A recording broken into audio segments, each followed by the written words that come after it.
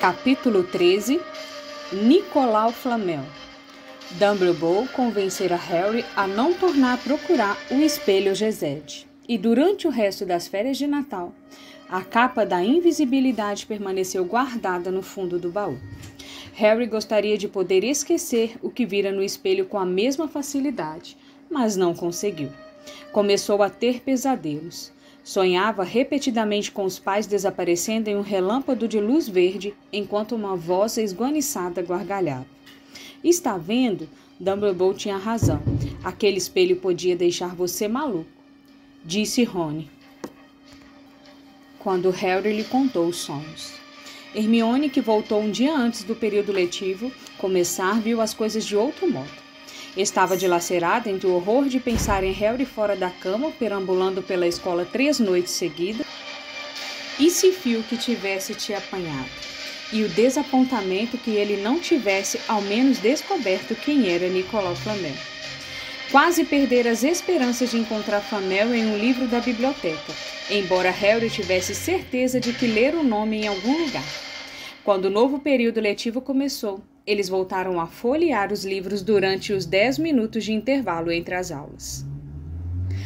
Harry tinha ainda menos tempo do que os outros dois, porque o reino de quadribol recomeçara. Olívio estava puxando pelo time como nunca fizera antes. Até mesmo as chuvas intermináveis que substituíam as nevadas não conseguiam esmorecer a sua animação. Os Weasley reclamavam que Olívio estava se tornando fanático, mas Harry o apoiava. Se ganhasse a próxima partida contra Lufa-Lufa, passaria à frente da Sonserina no campeonato das casas pela primeira vez em 7 anos. Além do desejo de ganhar, Harry descobriu que tinha menos pesadelos quando voltava exausto dos treinos. Então, durante um treino particularmente chuvoso e lameado, Olívio deu uma notícia ruim ao time. Acabara de se enfurecer com os Weasleys, que davam mergulhos violentos um sobre o outro e fingiam cair das vassouras. "Vocês querem parar de se comportar feito bobos?" berrou. "Isso é o tipo de atitude que vai fazer a gente perder o jogo. Snape vai apitar dessa vez e vai procurar qualquer desculpa para tirar pontos da Grifinória." George Weasley realmente caiu da vassoura ao ouvir isso. "Snape vai apitar o jogo?" perguntou, embolando as palavras com a boca cheia de lama. "Quando foi na vida que ele apitou um jogo de quadribol? Ele não vai ser imparcial se tivermos chances de passar à frente de Sonserina." O resto do time pousou ao lado de George para reclamar também. "A culpa não é minha", disse Olívio. "Nós é que vamos ter de nos cuidar e jogar uma partida limpa, para não dar a Snape desculpa para implicar conosco." Estava tudo bem, pensou Harry, mas ele tinha outra razão para não querer Snape por perto quando estivesse jogando quadribol. Os outros jogadores se demoraram conversando no final do treino, como sempre faziam, mas Harry rumou direto para a sala comunal de Grifinória, onde encontrou Rony e Hermione jogando xadrez. Xadrez era a única coisa em que Hermione perdia, uma experiência que Rony e Harry achavam que lhe fazia muito bem. "Não fale comigo agora", pediu Rony quando Harry se sentou ao seu lado. "Preciso me concentrar." Aí viu a cara de Harry. "O que aconteceu com você? Está com uma cara horrível." Falando baixinho para ninguém mais ouvir, Harry contou aos dois o desejo sinistro e súbito de Snape de ser juiz de quadribol. "Não jogue", disse Hermione na mesma hora. "Diga que está doente", aconselhou Rony. "Finja que quebrou a perna", sugeriu Hermione. "Quebra a perna de verdade", insistiu Rony. "Não posso", respondeu Harry. "Não tenho apanhador reserva. Se eu fujo, Grifinória não vai poder jogar." Naquele momento, Neville entrou aos tombos na sala comunal. Como não conseguia passar pelo buraco do retrato, ninguém sabia, porque tinha as pernas grudadas, pelo que eles imediatamente reconheceram ser o feitiço da perna presa, devia ter precisado andar aos pulos como um coelho até a torre de Grifinória. Todo mundo caiu na gargalhada, menos Hermione, que ficou em pé de um salto e fez o contrafeitiço. As pernas de Neville se separaram e ele se endireitou tremendo. "O que aconteceu?" perguntou Hermione, levando-o para sentar com Harry e Ron. "Malfoy", disse Neville com a voz trêmula. "Encontrei-o na saída da biblioteca. Ele disse que estava procurando alguém em quem praticar o feitiço." "Vá procurar a professora Minerva", insistiu Hermione. "Dê parte dele." Neville sacudiu a cabeça. "Não quero mais confusão", murmurou. "Você tem de enfrentar o Neville", disse Rony. "Ele está acostumado a pisar nas pessoas, mas não há razão para você se deitar aos pés dele para facilitar." Não precisa me dizer que não sou bastante corajoso para pertencer à Grifinória. Draco já fez isso, disse Neville engasgado. Harry apalpou o bolso de suas vestes e tirou um saco de chocolate, o último da caixa que Hermione lhe dera no Natal. Deu-um a Neville, que estava com cara de quem ia chorar. Você vale 12 Dracos, disse Harry. O chapéu da seleção escolheu você para a Grifinória, não foi? E onde está Draco? Naquela Sonserina nojenta. A boca de Neville se contraiu num sorrisinho enquanto desembrulhava o saco. Obrigado, Harry. Acho que vou para a cama. Você quer o cartão? Você coleciona, não é? Quando Neville se afastou, Harry olhou para o cartão de bruxo famoso. Dumbledore outra vez. Ele foi o primeiro que... E soltou uma exclamação. Olhou para o verso do cartão, em seguida olhou para Rony e Hermione. Encontrei, murmurou. Encontrei Flamel. Eu disse a vocês que tinha lido o nome dele em algum lugar. Li-o no trem a caminho daqui. Escute só isso. O professor Dumbledore é particularmente famoso por ter derrotado Grindelwald, o bruxo das trevas, em 1945, e ter descoberto os 12 usos do sangue de dragão e por desenvolver um trabalho de alquimia em parceria com Nicolau Flamel. Hermione ficou em pé de um salto. Não parecia tão animada desde que eles tinham recebido as notas do primeiro dever de casa. Não saiam daqui, disse e saiu escada acima em direção aos dormitórios das meninas. Harry e Rony mal tiveram tempo de trocar um olhar intrigado e ela já estava correndo de volta com um enorme livro velhos nos braços. Nunca pensei em olhar aqui, falou excitado. Tirei-o da biblioteca há semanas para me distrair um pouco. Distrair? Admirou-se Rony, mas Hermione mandou ficar quieto enquanto procurava alguma coisa e começou a folhear as páginas do livro ansiosa, resmungando para si mesmo. Finalmente encontrou o que procurava. Eu sabia. Já podemos falar? Perguntou Rony de mau humor. Hermione não lhe deu resposta. Nicolau Flamel, sussurrou ela teatralmente, e ao que se sabe, a única pessoa que produziu a Pedra Filosofal. A frase não teve bem o efeito que ela esperava. Ah, o quê? Exclamaram Harry e Rony. Ah, francamente, vocês dois não leem. Olhem, lê isso aqui. Ela empurrou o livro para os dois que leram.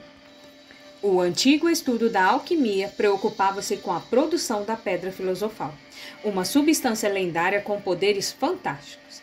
A pedra pode transformar qualquer metal em ouro puro. Produz também o elixir da vida que torna quem o bebe imortal. Falou-se muito da Pedra Filosofal durante séculos, mas a única pedra que existe pertencentemente pertence ao senhor Nicolau Flamel, o famoso alquimista e amante da ópera. O senhor Flamel, que comemorou o seu 665º aniversário no ano passado, leva uma vila tranquila em Devon com sua mulher Perinelli, 658 anos. Viram? Disse Hermione quando Harry e Rony terminaram. O cachorro deve estar guardando a Pedra Filosofal de Flamel. Aposto que ele pediu a Dumbledore que a guardasse em segurança porque são amigos e ele sabia que alguém andava atrás dela. Esse é o motivo porque Dumbledore quis transferir a pedra de Gringotts. Uma pedra que produz ouro e não deixa a gente morrer? Exclamou Harry. Não admira que Snape ande atrás dela. Qualquer um andaria. E não admira que não conseguíssemos encontrar Flamel em estudo dos avanços recentes em magia, disse Ron. Ele não é bem recente, se já faz 665 anos, não é mesmo? Na manhã seguinte, na sala de defesa contra as artes das trevas, enquanto copiavam as diferentes maneiras de tratar mordidas de lobisomem, Harry e Rony continuavam a discutir o que fariam com uma pedra filosofal se tivessem uma. Somente quando Rony disse que compraria o próprio time de quadribol, foi que Harry se lembrou de Snape que a partida se aproximava. Eu vou jogar, disse Rony e Hermione. Se não fizer isso, o pessoal de Sonserina vai pensar que tenho medo de encarar Snape. Vou mostrar a eles. Vamos tirar aquele sorriso da cara deles se vencermos. Desde que a gente não acabe tirando você da quadra, disse Hermione. À medida que a partida se aproximava, porém, Harry foi ficando cada vez mais nervoso, mesmo que negasse isso para Rony e Hermione. O resto do time também não estava tão calmo assim. A ideia de passar à frente de Sonserina no campeonato das casas era maravilhosa. Ninguém fazia isso havia quase 7 anos. Mas será que conseguiriam com um juiz tão parcial? Harry não sabia se estava ou não imaginando, mas parecia estar sempre encontrando Snape por todo lugar que ia. Às vezes ele até se perguntava se Snape não o estaria seguindo, tentando apanhá-lo sozinho. As aulas de poções estavam se transformando numa espécie de tortura semanal, de tão ruim que Snape era com Harry. Seria possível que Snape tivesse descoberto o que os meninos haviam lido sobre a Pedra Filosofal? Harry não imaginava como. No entanto, por vezes tinha a horrível sensação de que Snape podia ler pensamentos. Harry sabia que quando lhe desejassem boa sorte à porta do vestiário na tarde seguinte, Rony e Hermione estariam se perguntando se o veriam vivo outra vez. Isso não era o que se poderia chamar de consolo. Harry mal ouviu uma palavra da conversa de Olívio para animar os jogadores enquanto vestia o uniforme de quadribol e apanhava sua Nimbus 2000. Entre mentes, Rony e Hermione tinham encontrado um lugar nas arquibancadas junto a Neville, que não conseguia entender por que eles estavam tão sérios e tão pouco porque haviam trazido as varinhas para o jogo. Mal sabia Harry, Rony e Hermione tinham andado praticando secretamente o feitiço da perna presa. Tinha tido esta ideia ao verem Draco usá-lo contra Neville e estavam preparados para usar contra Snape se ele desse o menor sinal de querer machucar Harry. Agora não esqueça, é locomotor mortis, cochichou Hermione, enquanto Rony escondia a varinha na manga. Eu sei, respondeu Rony com maus modos, não chateia, mas no vestiário Olívio puxava Harry para o lado. Precisamos agarrar o pomo logo de saída hoje. Termine o jogo antes que Snape possa favorecer Lufa-Lufa demais. A escola inteira está lá fora, disse Fred Weasley, espiando para fora da porta. Até mesmo, Dumbledore veio assistir. O coração de Harry deu um salto. Dumbledore disse correndo até a porta para se certificar. Fred tinha razão, não havia como confundir aquela barba prateada. Harry poderia ter dado uma grande gargalhada de alívio. Estava seguro. Simplesmente não havia jeito de Snape ousar machucá-lo se Dumbledore estivesse assistindo.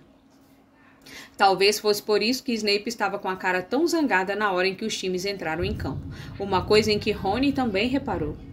Nunca vi Snape com uma cara tão feia, disse a Hermione. Olhe, começou.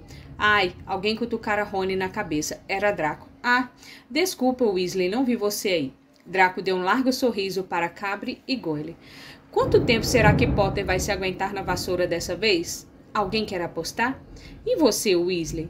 Rony não respondeu. Snape acabara de aplicar uma penalidade na Grifinória porque George Weasley mandara um balaço nele. Hermione, que mantinha todos os dedos cruzados no colo, apertava os olhos fixos em Harry, que circulava sobre os jogadores como um falcão à procura do pombo. Sabe como eu acho que eles escolhem jogadores para o time da Grifinória? Disse Draco bem alto, alguns minutos depois, quando Snape aplicou nova penalidade em Grifinória sem a menor razão.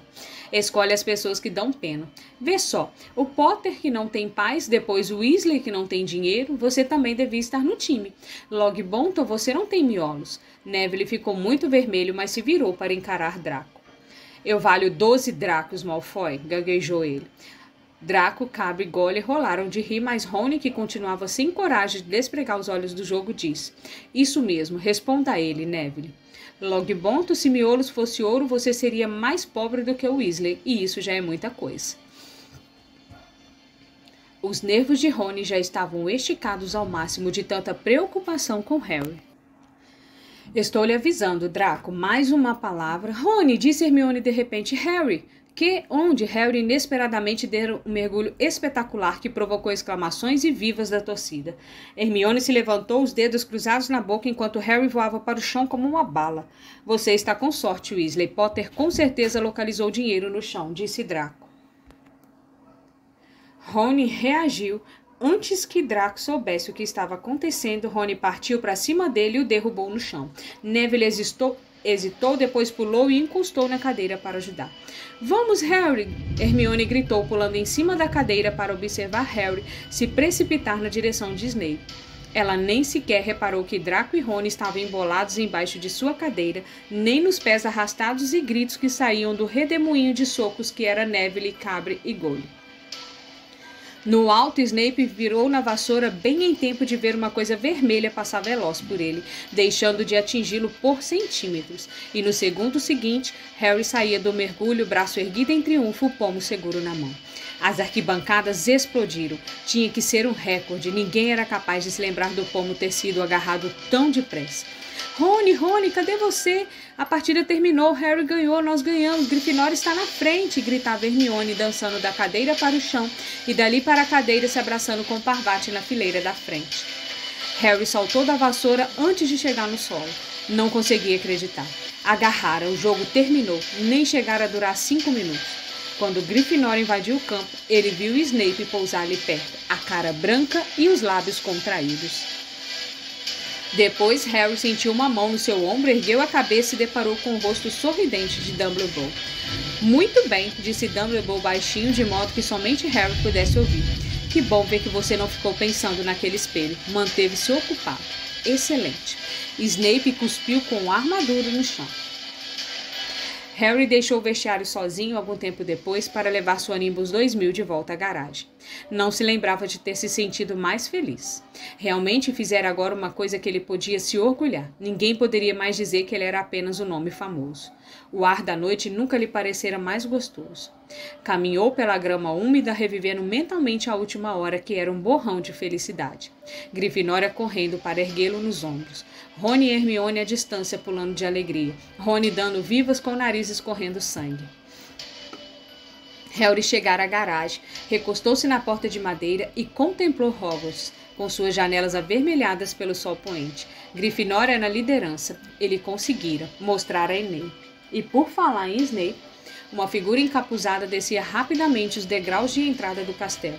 Sem dúvida não queria ser vista, andava o mais depressa que podia em direção à Floresta Proibida. A vitória de Harry se apagou de sua mente enquanto observava. Reconheceu o andar predador da figura. Snape escapulindo até a floresta enquanto os dois jantavam. O que estava acontecendo?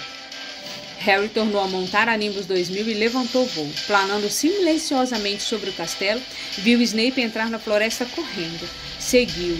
As árvores eram tão juntas que ele não conseguia ver aonde fora Snape. Voou em círculos cada vez mais baixos, roçando a copa das árvores até que ouviu vozes. Planou em direção a elas e pousou, sem ruído, em uma alta bétula. Subiu com cuidado em um dos ramos, segurando-se firme na vassoura, tentando espiar por entre as folhas. Embaixo, na clareira sombria, estava Snape, mas não estava sozinho, que Harry estava com ele. Harry não conseguiu distinguir a expressão no seu rosto, mas a gagueira estava pior que nunca. Harry apurou o ouvido para entender o que conversavam. Não sei por que você quis se encontrar logo aqui, Severo. Quis manter o encontro sigiloso, disse Snape, a voz gélida. Afinal, os alunos não devem saber sobre a Pedra Filosofal. Harry se curvou para a frente. Que Hal balbuciou alguma coisa, Snape interrompeu. Você já descobriu como passar por aquela fera do Hagrid? Mas Severo, eu... Você não quer que eu seja seu inimigo, que Hal? Ameaçou Snape, dando um passo na direção a ele. Não sei o que, você sabe perfeitamente o que quero dizer. Uma coruja piou alto e Harry quase caiu da árvore. Firmou-se em tempo de ouvir Snape dizer, as suas mágicas de Araque, estou esperando. Mas eu não... Muito bem, interrompeu Snape. Vamos ter outra conversa em breve, quando você tiver tempo de pensar nas coisas e decidir com quem está a sua lealdade. E jogando a capa por cima da cabeça, saiu da clareira. Estava quase escuro agora, mas Harry pôde discernir que Hal, parado muito quieto, como se estivesse petrificado. Harry, onde é que você esteve? Perguntou Hermione com a voz esganiçada. Vencemos, você venceu, nós vencemos, gritou Rony, dando palmadas nas costas de Harry. E deixei o olho de Draco Roxo e Neville tentou enfrentar Crabbe e Goyle sozinho. Ainda está desacordado, mas Madame Pomfrey diz que ele vai ficar bom. Isso é que é mostrar a Sonserina. Todos estão esperando você na sala comunal. Estamos dando uma festa. Fred e George roubaram os bolos e outras coisinhas na cozinha. Deixe isso para lá agora, disse Harry sem fôlego. Vamos procurar uma sala vazia, esperem até ouvirem isso. Ele verificou se Pirraça não estava na sala antes de fechar a porta, depois contou aos amigos o que vira e ouvira. Então tínhamos razão. É a Pedra Filosofal e Snape está tentando obrigar Quirrell a ajudá-la a roubar. Ele perguntou se o outro sabia como passar por Fofo e falou alguma coisa sobre as magiquinhas de Quirrell. Imagino que haja outras coisas protegendo a pedra além do Fofo, uma porção de feitiços provavelmente, e Quirrell deve ter feito algum contrafeitiço de que Snape precisasse para entrar. Você quer dizer que a pedra só está segura enquanto Quirrell resistia a Snape? Perguntou Hermione alarmada. Terça-feira ela terá desaparecido, disse Rony.